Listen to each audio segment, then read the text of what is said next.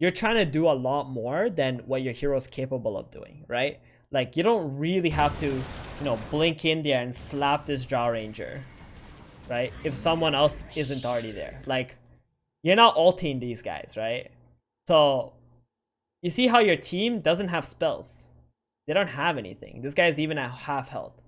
They're not really looking to fight. But you kind of blinked in there. So now your team feels like they have to go and fight. But as a 5, you're just a spellcaster, you know? You're just there to chill, cast some skills, plant some wards, sacrifice your body if you need to. But in this position, this is like a little bit of overextension because you guys have already got 3 kills and you're out of gas already, right?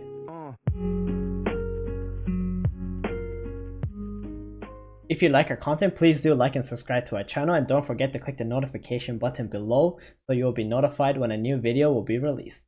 Archon rank, Treant Protector, position 5. Recently started playing Treant Protector. Let's check out this game, see what you can do better and such. Alright, cool, awesome. For me, Treant Protector is like a very strong position 5 hero that can farm quite a lot in the mid game, especially while having impact in the game by constantly living armoring his allies. Wait, is the replay broken? Let me restart this. All right, there we go. Much better. I was wondering what was going on here.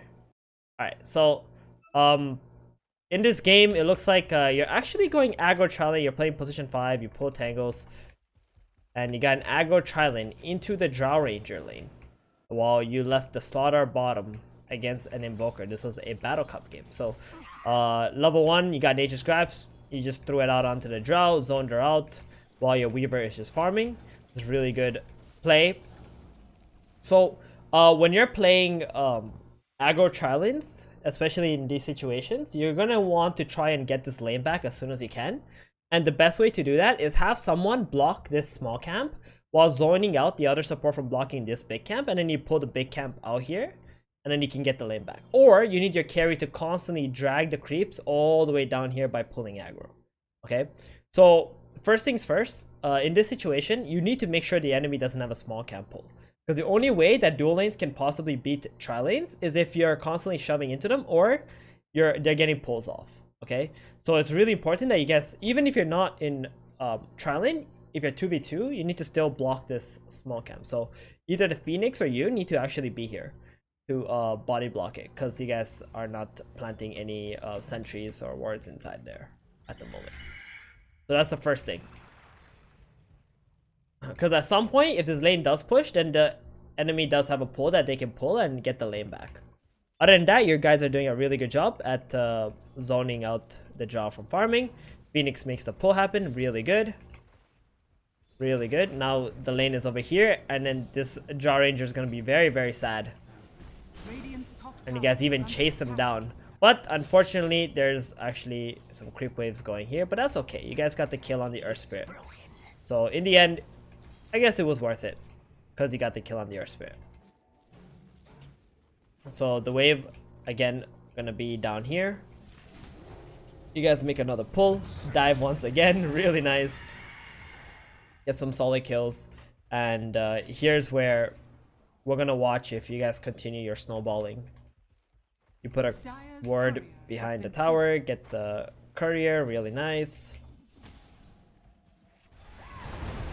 And in this, right now the lane is like kind of pushing into you, and the enemy kind of jumpy over here, so it's a little bit awkward, but that's okay. If you guys end up getting the kill on the Drow, it's gonna be worth it. And another double kill. Nice. So you're gonna TP back top. We got 4 resources. Are you gonna bring items for your teammate? Maybe you could have. It's always really nice to bring items for your teammates, because you get faster than a courier, and you're gonna become stronger as well. And sometimes your team uses a lot of mana or resource or something.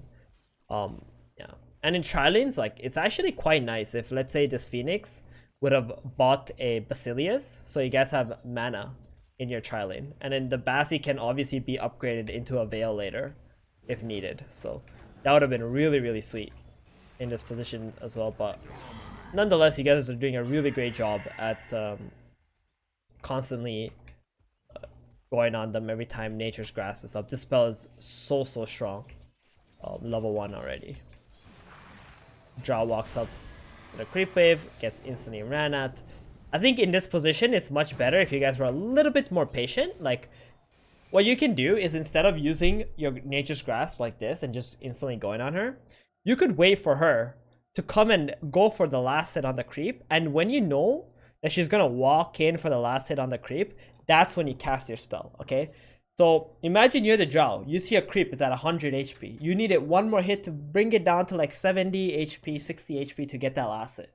So when you see that creep going down to 60 health, you're gonna run in, right? So you need to think from their perspective. When they're about to do that, that's the time you click the spell. Because right now what the Drow is doing is she's like kind of like pretending like she's going in, but not really. She really just wants the creep wave to get low enough for her to get just the last hit with one hit, right?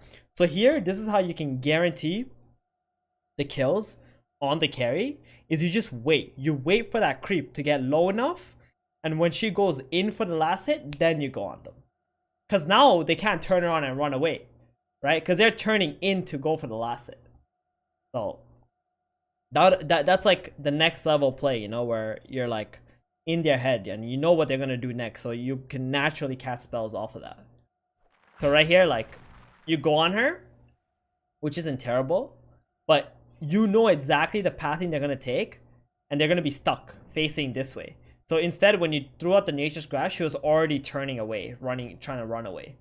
So you kind of lose like 0.5 seconds of closing the gap and doing all that stuff. Like it will take them time for them to turn around and run. So, and that's pretty much the difference between getting this kill here and not getting it. So something definitely to consider, especially when you're playing Treant Protector. This hero, how you cast your Nature's Grasp is always when the enemy is like about to be focused and tunnel visioning into a creep. That's the, I guess that's the best way to say it, right? Like when the enemy is about to tunnel vision a creep, that's the time you want to jump them.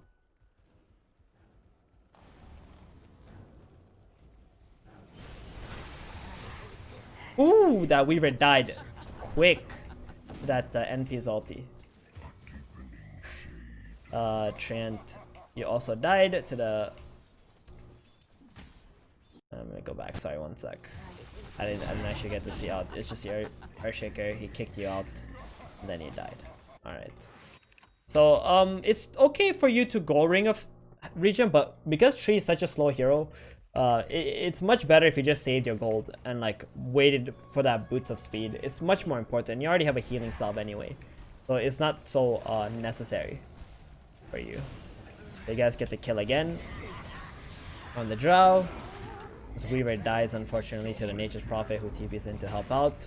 Meanwhile, your Lycan middle has already Dominator and is like taking the tower because the NP has decided not to go there. So now you're going in for a very deep ward. I like that. I assume you have a boots coming up. I got Tranquil boots, very fast. And where did you use your third skill here? Bottom, okay. So it's good that you're constantly watching the minimap and seeing like if whoever needs the living armor, which is really good. Now you guys are diving again. This is just absolute madness in this top lane. This Drow cannot farm whatsoever. But the Weaver as well is not really farming that much. He has a lot of kills, but his creep stats are not like... He's not very happy about his creep stats, I guess. But that's okay. He's not the real carry in this game. The real carry is gonna be the Lycan, where you guys are like constantly bringing people top and he's able to have his way. Carry TP mid because you see that there's two supports going on in your Lycan. You just throw out a Nature's Grasp, cover him a little bit, really nice. Now you got some wards, sentries. You smoke up your Lycan. Your Lycan does have his ultimate, so if your Lycan were to come top and you guys dive this tower, that would be a really good play. But it looks like Lycan wants to go middle instead. Runs in, nice grasp. You got a stun available. Very nice kill into a tower. Oh, that was so sweet. Very nice play. And this has given you a lot of experience from all the kills so far. You're 0-2 and 9, or 0-3 and 9 now. You've essentially sacrificed yourself to get these 2 kills as well. Okay, so Phoenix will most likely take the tome. Oh no, he's already level 7. He does not need that tome whatsoever. So you're gonna take the tome. You're gonna be 6 now. Your teammates are all running top, and this is gonna be very interesting. Let's see what you do. Oh, you're also walking top. Okay. Stop. Stop right there. Okay. Here's a big lesson. Okay. So you have 4 heroes top, right? And the enemy knows this. Now, if you're a Treant who just revived and you're position 5 hero, and you see that there's a large creep wave down here and a catapult, and your team has already 4 heroes top, you don't need to be the 5th guy to show up at this tower at top lane at 11 minutes in. Because 2 things happen. Either the opponent bring 5 heroes top to defend this, and they'll defend it. Or 2, they're just gonna abandon this tower and your team is just gonna take this tower for free. Right? What you need to do at this position is, because there's so much XP, so much tower damage that can be taken on this bottom tower, that you need to go down here and absorb all this that's coming in. And this is gonna give you like an entire level and a half if you go down here. Okay? And that's okay to do. Because all of this is going to be worth way more than whatever is going to be happening up here. And your team, hopefully, if they're good enough normally, will understand that as well. On top of that, this Lycan doesn't have ulti, and the Phoenix doesn't have ulti either. Like, if a lot of people show up top, you could kind of just let it go. And just like push out bottom lane, push out mid lane, then smoke again when you have spells with the Lycan, and then go again and fight them. Right? So you need to see what's happening on the map before you make a decision. So here, I like that you're walking top. But if you do want to walk top, maybe it's better to walk bottom and then hold your TP. If a fight breaks out top, then you can TP there. But ideally, the best thing to do here is actually TP bottom, grasp, farm everything, and maybe use like a living armor for your top lane or something. And just get them out if there's 5 heroes fighting top, where there shouldn't be. Like, normally with good players, they're not going to bring 5 people to one lane to defend this tier 1 tower. Especially after they've already lost a lot of heroes here. So let's see what ends up happening. Invoker comes in, Tornado EMPs everything, and that's it. The fight's over, right? Like, there's no reason for you guys to stay up here. It's a complete waste of everybody's time, right? These 2 guys don't have mana. This Phoenix has no ulti, and that's it. You should be happy with whatever you got. You brought all these people here, just farm everything on the map. Meanwhile, look what happened bottom. Your tower's dying. This was at full HP.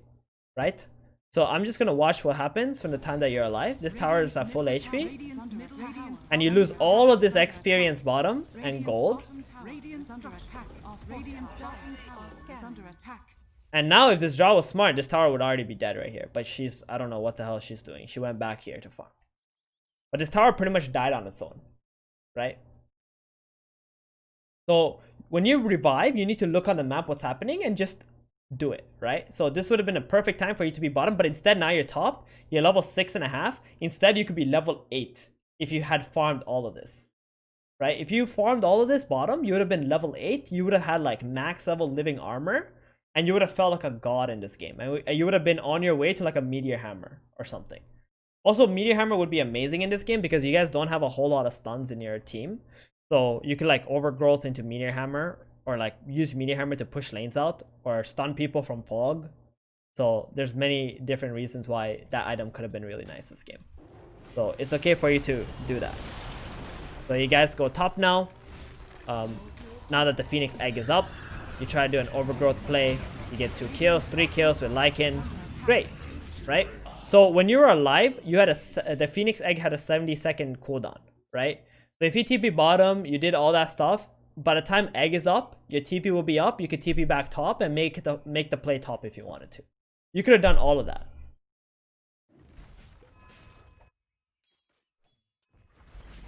And now you guys take the top tower. Really nice. Okay, so one other thing is like, it's okay to buy raindrops on this hero because 1, it helps you tank more, and 2, it gives you mana regen, right? This hero has like a small mana pool, so the raindrops, the amount of mana regen that provides you is going to be very nice. And you're spending a lot of time running around anyway, so having that little bit of extra mana regen plus the tank ability is really, really good.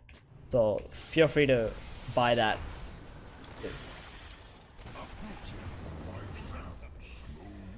I've been playing a lot lately, and I felt like raindrops on position 4s and 5s just feels so good. Just one.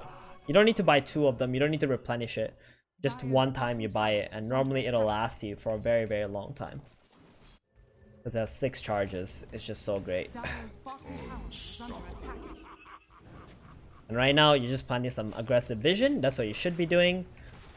Because your team already took the tier 1 towers top and middle. Lycan getting gone on. He got his ulti off. You get a nice overgrowth. Oh man, that was sweet. That was sweet. Wombo combo right there, and your Lycan is just able to run over everyone, and he's still alive. You shield him, keep him alive. Really good. And constantly using this on the person who's running in for your team. That's really nice. I like that a lot.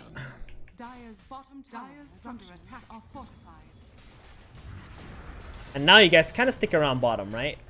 Which I'm not so sure about. I think this play is like overextending yourself. So what you need to understand as a Treant protector is it's okay to cast your spells, but when your ulti is down, when you guys have already used your wombo combo, it's time to either, if you're next to a tower, take it. But if your spells are all done and the enemy's about to revive, like in this situation, it's better to just go back and farm out the map, right? Because when you're fighting, what happens is on the other side of the map, lanes are pushing, like middle and top, right? Phoenix going top, he's got the right idea. His spells on cooldown, it's time to go. Time to build on your advantage, right? So farm out top. Lycan, he's also about to leave. He's like, I don't got shit, boys. I'm out. He's gonna go farm. And you three bottom, you three hooligans bottom are like, yo, I'm ready to fight. You know why? Because Weaver's a low cooldown hero. Sauter's a low cooldown hero. You're like, I'm a support. I'm just here to help you guys out. But in reality, you guys are just putting yourself in a really bad spot because your 2 big team fighting bosses, they've already abandoned ship. They've already done their task and they're out of here. So all this stuff is like really risky moves that could make your opponent have the ability to come back into the game.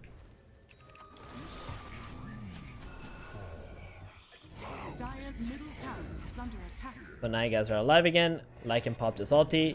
He got a couple kills. He takes the bottom tower, as he should, off every cooldown. Really well played by him. Now you got 2 wards available, and your team is taking a fight in the triangle area. But here's where the fight's awkward because you are not ready to fight. And again, once again, the same thing happened. Lycan already used his spells, already used his Necrobook, and you guys are fighting after his spells, his ulti's on cooldown, right? But you want to fight when his ulti's off cooldown so he can help you because he's the strongest hero on the map. But fighting without your heroes together and without your strongest hero is just a recipe for disaster here, right? And during this time, especially when the Lycan's ult is on cooldown, it's like a sign for your team that, hey, we done something off in the map. Let's go and farm. And you as a position 5, you should also be happy about that. If you're not warding, then you should go push out some lanes, or you can even farm a camp that's next to you, right? In this situation with your heroes dead, if I'm you right now, I'm running top. I'm making sure I'm nature's grasping the top ways, so the enemy can't utilize the space of these 2 heroes being dead. Because if they notice creep waves being pushed into a tier 2, they're gonna go there and defend. And that's what you gotta do. You gotta think about how you can buy more time for your allies. So Lycan's ult is on cooldown. That's what you gotta think. You gotta think, how can I buy more time for my allies? So that when Lycan's ult is up again, we can fight. And while it's on cooldown, the enemy can't do anything. So here, it's okay for you to go top. Nature's grasp this. You know, get some Treants, get these creeps. Farm your blink. You know, get your blink going. Right? But instead, it's like a fight breaks out here, and you guys are like all running there. But this is gonna push, and it's just really awkward, like overall how the map control is being played out right now.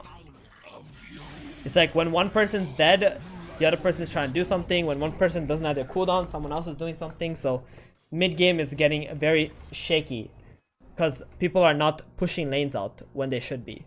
But Lycan kind of got caught out here while people were reviving and not ready to be able to fight with him. I think that was his first death, so he gave away a lot. Now the enemy is pushing mid in.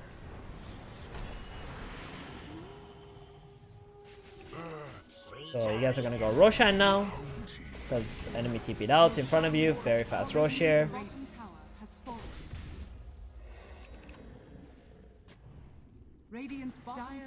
You buy some more wards, right? And a tome. Dire's top tower, Radiant's bottom tower is under attack.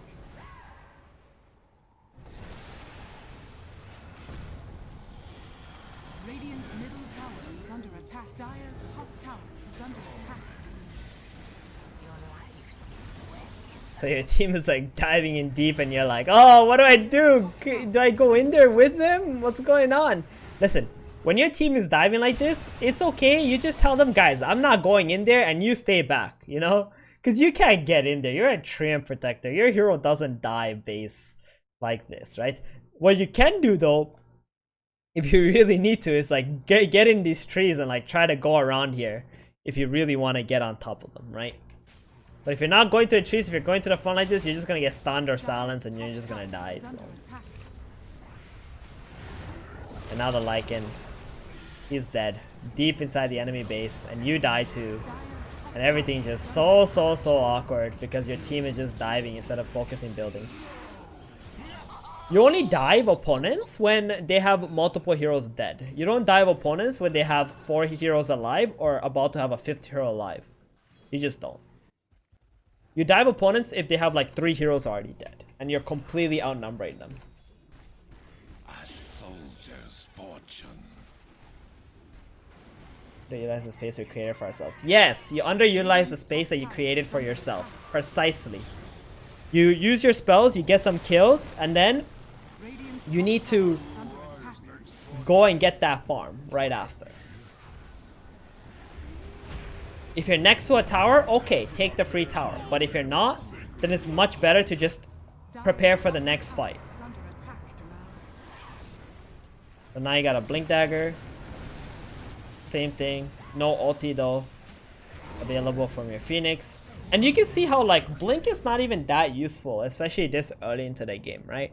Like if you did all that stuff early game where you TP bottom, you push out the lanes, you push out lanes after fights, you would have had Meteor Hammer at a really good time. And then using that Meteor Hammer, you would have pushed out more lanes and you would have had Blink Dagger. So you would have had Blink and a Meteor Hammer by now. Right? And then now you have like multiple purposes in fights and what you can do off of it. So we're probably just gonna watch like one more scene here. What's going on? It's the Treant. But now you're going bottom. I think this is like the first time you even use your grasp on your creeps, right? But you gotta use your grasp way more to like push lanes out. This spell like pretty much clears an entire creep wave. It's amazing what it can do and how much you can farm off of it. So yeah, just feel free to just do it. Use it.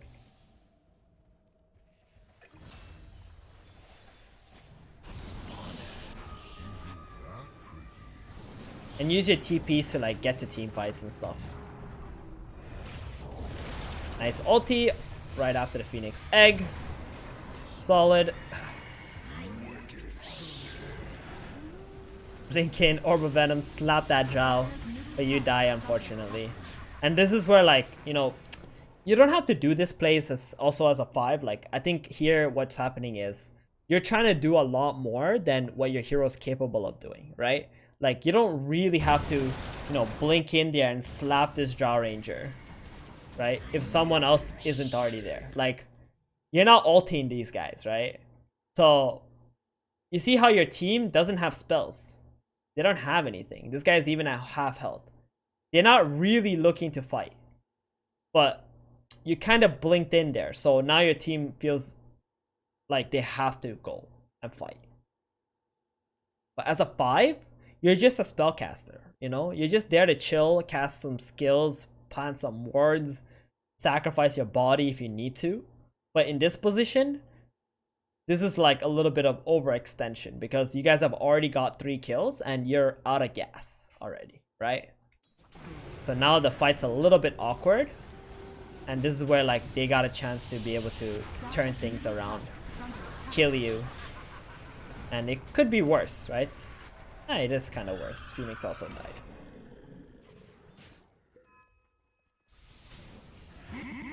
Oh, Slaughter also died, unfortunately.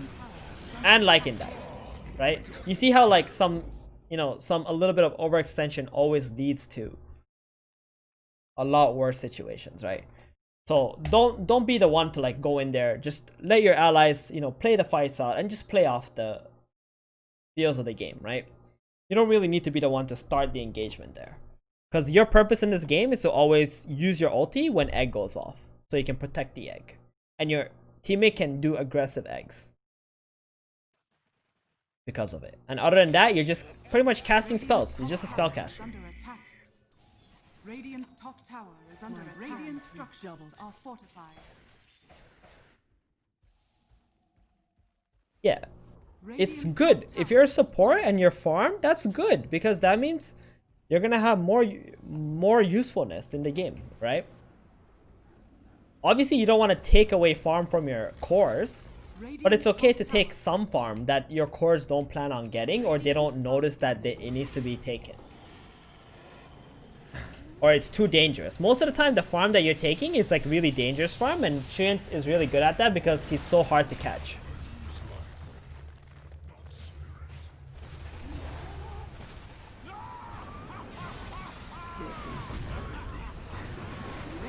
Alright, cool. You guys win. You push the mid lane in, they buy back. They don't buy back, you buy back. And this is good play, right? This is the kind of play that I want to see, where you're kind of chilling, you're casting your spells, you're healing your allies, and you can get back. You're ready to get back. And when you're getting back, when a fight is over, you should always think, which lane am I going to shove that lane out, so my opponent can't get anything out of this fight. Because you're just trying to delay the game at that point if your team messed up, like here.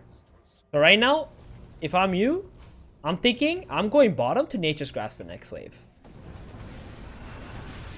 And for some reason, this Weaver is like sticking around and dying. I don't know what's wrong with him. But yeah, it should already be like, okay, let's get these lanes out so our opponent can't like get to our base fast enough. Radiant's middle tower Roshan has fallen to the dark. Age is taken, sad.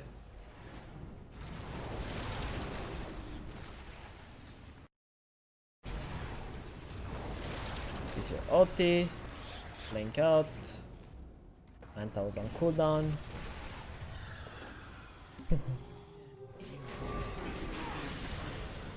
Jeez, this Lycan got melted. My god. Oof. That's a tilt buyback from Lycan. And he sold all his items. Alright. I think we have seen enough. We have seen enough, yeah. So, my thoughts on this game is, yeah, you're good support. Like, you're always thinking about your team, your warding and stuff. Just try to be a little bit more not really selfish. Try to see that the utility of your hero, right? What your hero can do. Your hero is not just in a fight casting some skills. Your hero can also push lanes out, right? That's your toolkit. That's what your hero spells can do. So you should do it, right? You're not an oracle who just needs to sit behind somebody all day long, right? Your hero can actually push lanes out because of the spell. So when you can, you should do it. Or else you're not really getting the full use out of your hero. Which means that your hero can also be a lot more farmed than, what you have in this game. Because you're going to be pushing lanes out, you're going to be getting more XP, you're going to be getting more gold, but you're also creating space for your allies because you're pushing out dangerous lanes that your opponents are playing in, and you're making it very hard for them to kill you and buying time for your team. Later on, in the mid-game, late game, don't put yourself in too dangerous of a spot, like in the team fights. You still need to be able to cast a lot of spells and good spells in the engagements. So one chance here, I think you guys could have won or like pulled back and like got more out of the map, but you made a really aggressive blink into the tier 3s, and that kind of, snowballed into your opponent's Drow and Invoker, killing 4 heroes. I mean, those are the things that you can work on, and you should work on, especially if you're playing a hero like Treant. Because you can get a lot of farm on this hero, you can get a lot of good items, you can get Meteor Hammer into Blink, if you don't want to get Meteor Hammer, get, I don't know, Blink into Lotus or something.